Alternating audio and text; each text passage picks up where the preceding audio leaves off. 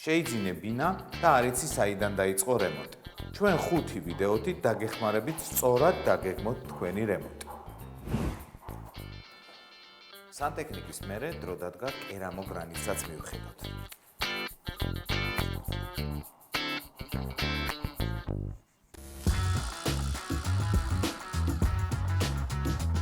ეს საუბრობთ კიდევ ერთ მნიშვნელოვან სარემონტო პროცესზე, რომელსაც ქვია კერამოგრანიტის იმაგრება, როგორც სულ წერტილში, ასევე სამზარეულოში.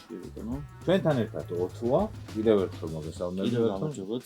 წებოცემენტია ძალიან მნიშვნელოვანი და ოთო ამ დეტალურად მინდა რომ წებოცემენტზე ვისაუბროთ. კი, ძალიან მნიშვნელოვანი ფაქტორია ამ შემთხვევაში. ეხლა წებოცემენტები არსებობს გარე გამოყენების და შიდა გამოყენების, აუცილებელია აბაზანაში გამოვიყენოთ ნესტგამძლე, ასე ვთქვათ, ყინვაგამძლეს იღებიან წებოცემენტი, აიუანზე შეგვიძლია გამოვიყენოთ, როცა გამოვიწოდოთ ქვემოთ, ხოლო შიდა ინტერიერში ქვედა მხარეს, იატაკზე შეგვიძლია გამოვიყენოთ უბრალოდ ჩვეულებრივი წებოცემენტი. ფართობზეც საუბარი. ხო, კი, ჩვეულებრივად, თუმცა მე პირადად რეკომენდაციას გავუწევდი მაგალითად ალპინას წებოცემენტს.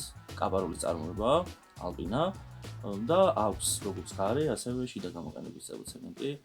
და ყველაზე მთავარი და მნიშვნელოვანი არის აბაზანაში აუცილებლად უნდა გაკეთდეს ჰიდროიზოლაცია. უშუალოდ ვულკანიდან აბაზანაში, სადაც წყალი მუდმივად ესხმება ერთ კონკრეტულ წერტილს, ლურპირად რო წავუსვათ, ჰიდროიზოლაცია მე მგონია რომ იდეალურია.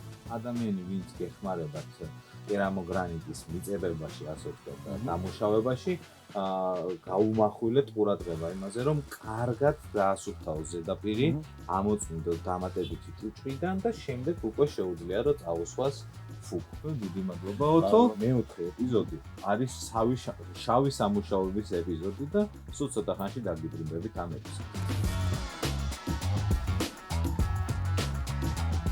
კავკასოს იმპორტი შენი სანდო პარტნიორი მშენებლობაში.